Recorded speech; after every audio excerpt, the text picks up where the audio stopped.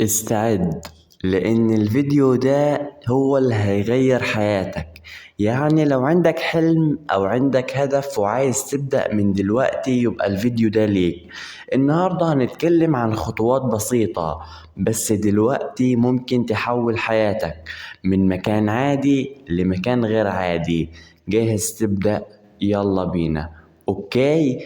أول حاجة معانا ولازم كل شخص بينا يعرفها إنه النجاح مش سهل، بس لو عندك الإرادة هتقدر توصل لكل حاجة نفسك بيها. أول خطوة وهي إنك تبني عادة يومية قوية. العادة ديت مش هتبدأ من يوم وليلة، لكن لو استمريت عليها هتشوف فرق كبير بنفسك وبعينك وبكل حاجة بإذن الله.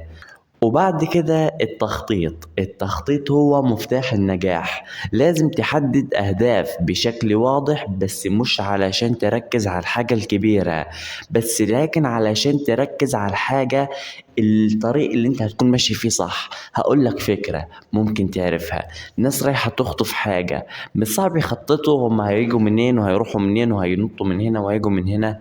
الموضوع عامل زي كده، بيخططوا للفكرة والهدف اللي هم واصلين ليه علشان يوصلوا له. وبالفعل بعد التخطيط اللي بيحصل انهم بيوصلوا للهدف اللي كانوا مخططينه. ايه عايز ايه احسن من كده؟ طبعا ده كله علشان تطور ذاتك بيه.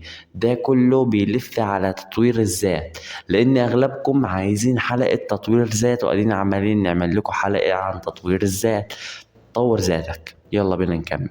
وبعدين بقى بيجي عندنا الخطوة التالتة وهي إنك تتعلم من كل تجربة حتى لو فشلت. ركز معايا، الفشل مش نهاية الطريق، ده مجرد درس إنك تبدأ من جديد. ممكن تبدأ من جديد وبقوة أكتر، وكل حاجة أنت اكتسبتها هتكون فشلت فعلا وهتكون اتعلمت من الفشل ده، بس هتعدل منه بالطريق الجاي أو الحاجة الجديدة اللي أنت هتبدأ بيها.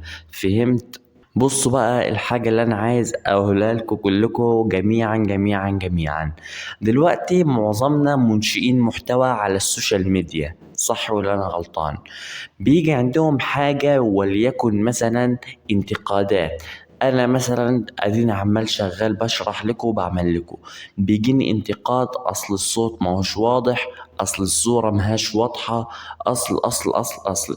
دي حاجة ركزوا عليها، لان دي هي صدقني اللي بتضيعكم وبتضيع كل شخص بينا منشئ محتوى. ايه هي الحاجة دي؟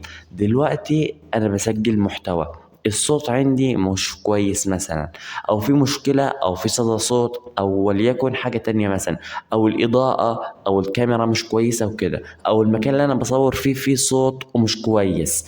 فبتبدأ الناس يقول لي انت مثلا ليه تصور محتوى؟ المحتوى ده مش نافع لك، المحتوى ده مش عارف ايه، المحتوى. بيبدأ فيه انتقادات تدخل عليك. في معظمنا بيعاند في الناس دي، مش بيطلع يتشكرهم، لا بالعكس بيعاند في الناس دي ويقول لهم انتوا ليه مثلا يعني بتعملوا كده. لا ده انت روح شوف، ده انت اللي محتواك مش عارف ايه، ده انت اللي مش عارف تتكلم، ده انت اللي مش عارف حط مش عارف فين، وانت اللي بنقلك وبتفصل الكاميرا وبتسمع السؤال والجواب، ده انت اللي بتقرأ من على شاشة قدامك، ده انت اللي مش نافع في محتواك وفي. فدايما بيحصل عندنا حاجات زي كده. فانا طبعا طالع النهارده اتكلم واقول انه معظمنا بسالهم انتوا فشلتوا من ايه او ايه اللي خلاكم تسيبوا المنصه اليوتيوب.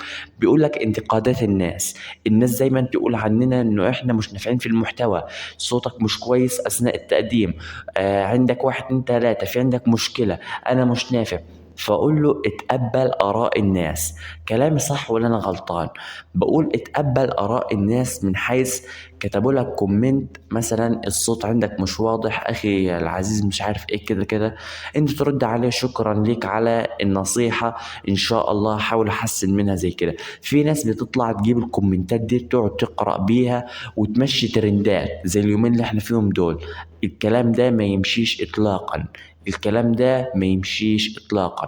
في مثلا اليومين دول مقلومين على مغني مش عارف مين مصري، والناس عمالة تنتقد بيه، بيحول كل أغنية بصوته هو باللهجة المصرية وحاجات زي كده.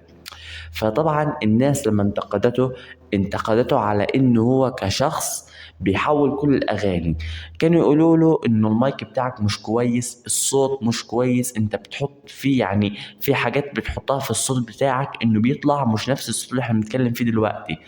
فطبعا هو بدأ يعاند فيهم اكتر، يحط اغاني اكتر، فدي حاجة مش كويسة.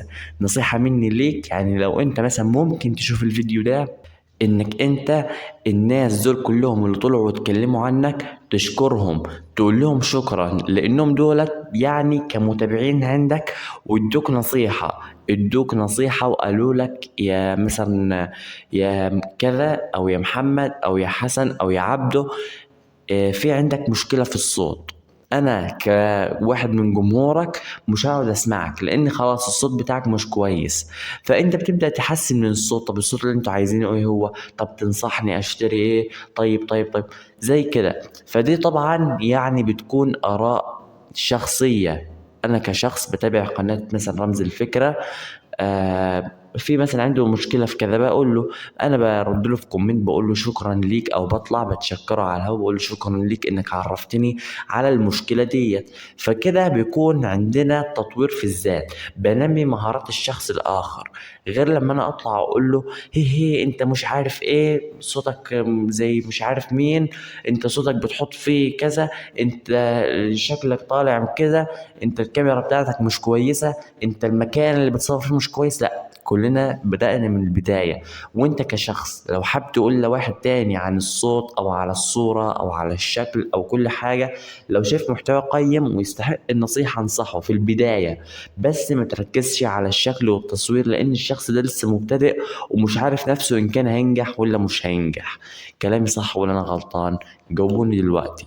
فأنا حابب أقول لك دلوقتي، يعني بعد ما اتعرفنا على الخطوات دي، أنت مش لوحدك. كل واحد فينا عنده القدرة على التغيير، ولو بدأ النهاردة هيشوف فرق في السنين الجاية بإذن الله. ما تنساش الظروف وابدأ دلوقتي ويلا بينا. خلي يومك أفضل من امبارح وأول امبارح. ابدأ دلوقتي وأتمنى لكل شخص النجاح.